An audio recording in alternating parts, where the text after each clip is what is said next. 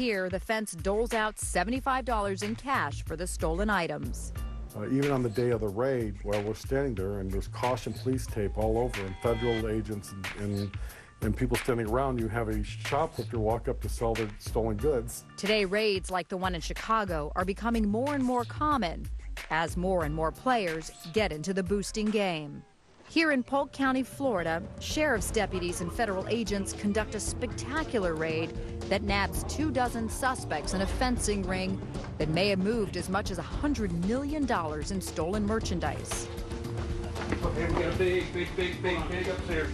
It was an elaborate operation so that they had their product clearly lined out, and it would be easy for them to tell when they needed additional product, and that's when they would create their shopping list. So it was professionally run in every sense of the word.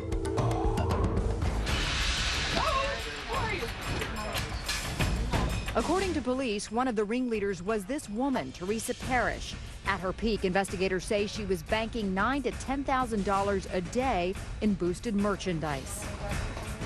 Why we want to read your rights, okay? We told you you're under arrest, you're not free to leave, and we want to get your cooperation. We know, okay, about your booth at the flea market and everything else, and we know about all that stuff. For 7 months, investigators from retail giant Target helped Polk County build their case, watching and documenting the crime ring in action. They could work an aisle, cover each other's back, and in as little as 3 minutes could steal as much as $3,000 worth of product. In fact, there was one incident where they were stealing as a supervisor, as it would be, walked past them on the aisle. That's just how good they were. Just moments after the raid, John Coburn, the man officials say led the fencing operation, listens in stunned silence as a deputy rattles off the legalese of a search warrant. Felony laws have been and are being violated. Translation, you're out of business and under arrest. John Coburn and Teresa Parrish pleaded not guilty and are awaiting trial. The real organized thieves, the people who do this for a living, they are very, very brazen most of the time. Meet Target's top cop, Tony Heredia, and the individuals he considers the biggest threat to the retail giant's guests. They've thought out their plan, they know what their strategy is going to be. They go straight in, they conduct the theft, and they leave. Heredia wants boosters to know Target investigators are always watching. In this clip here, you'll see they're attempting to block the criminal activity going on, the prying up of the iPod case, with a rather large box. At one point in this clip, a person who is not involved with these people in any way, shape, or form will literally walk right by them while they're stealing merchandise out of the case, and it doesn't faze these thieves at all, not one bit. They don't even think about stopping their activity while this person goes by. That's how brazen they are. This person's brought a crowbar into the store with them. He's going to think that he's concealed himself behind the electronics counter, or boat as we call it, so that team members can't see him. He'll literally pry the drawer open where we've locked all of our digital cameras. This person will take every single digital camera out of that drawer. They'll put them into a cart. Welcome to ground zero of the Target Corporation's battle against boosters and the e-fencing of stolen products. There isn't a day that goes by that we aren't having or being the victim of major theft crimes somewhere in our operations. Target considers thieves like these more than a corporate nuisance. They threaten all consumers by driving up the costs of everyday items. And in a tight economy, that's bad news for everyone. They will go to every store they can within a geographic area. They usually specialize in one method of theft because in their minds they've gotten good at how to get that product out of our stores.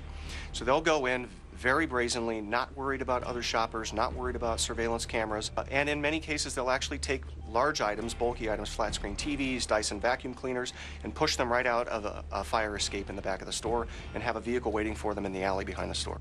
In keeping with Target's mission, fighting crime is a total team effort. Along with hundreds of trained investigators, behind these closed doors, Target maintains their secret weapon, a crack team of forensic scientists. It's CSI Minneapolis.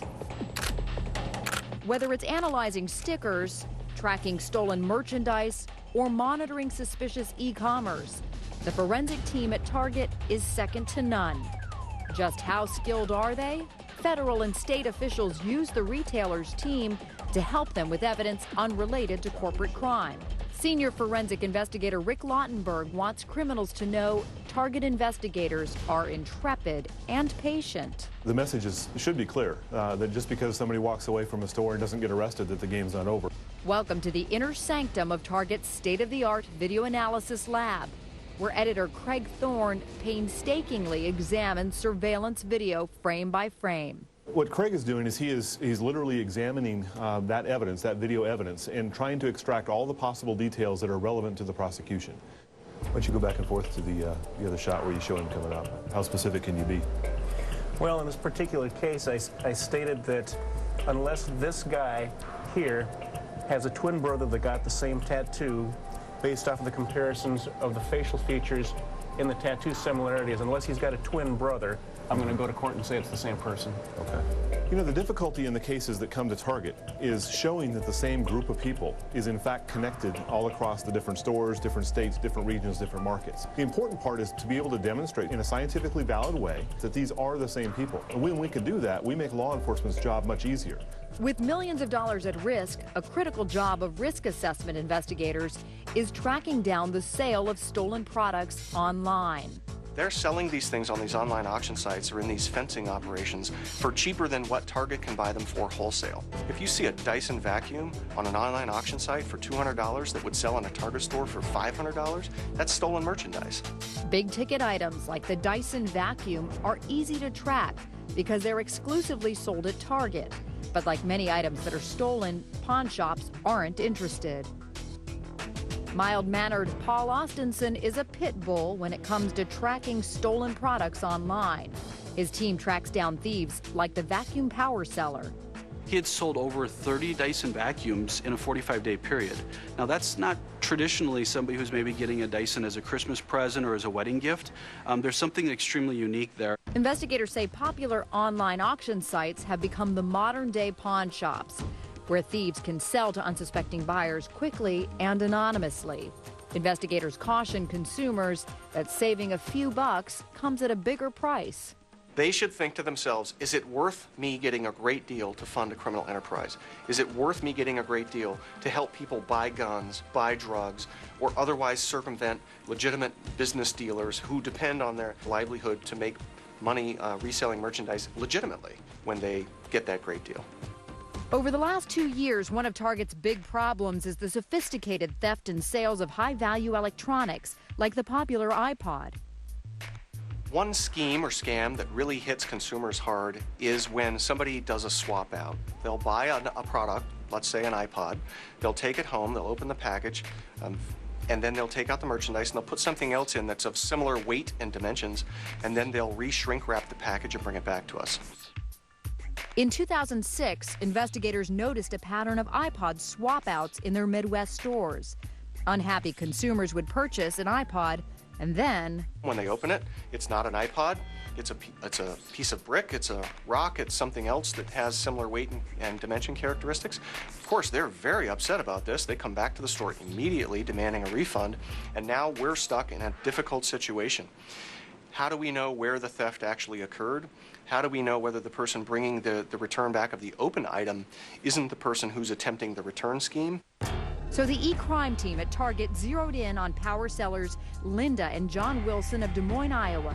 Target says since 2006, the Wilsons sold numerous brand new iPods online, and all of them were curiously missing their boxes. So the Target team jumped into action and found these tapes. Target says surveillance tapes show mother and son in action. Here, John Wilson appears to buy the iPod, and Mother Wilson returns it, each time for hundreds of dollars in cash. Now, investigators need just one last piece of the puzzle before they could take their case to police. Using the fake name Andy Andrews, e-crime leader Austinson has contacted the Wilsons online to buy one of their many iPods. Once that package comes in, we'll send it down to the investigator, and then the investigator will compare the serial numbers in conjunction with law enforcement in hopes that the serial numbers match up. After 3 years of detective work, Target investigators think they have finally located the criminals who have been stealing iPods from Target and then selling them online. Their suspects, a mother and son team, appear to be caught on tape here during one of what police say is many buy and return schemes. Target says the suspects returned the iPods for cash after they have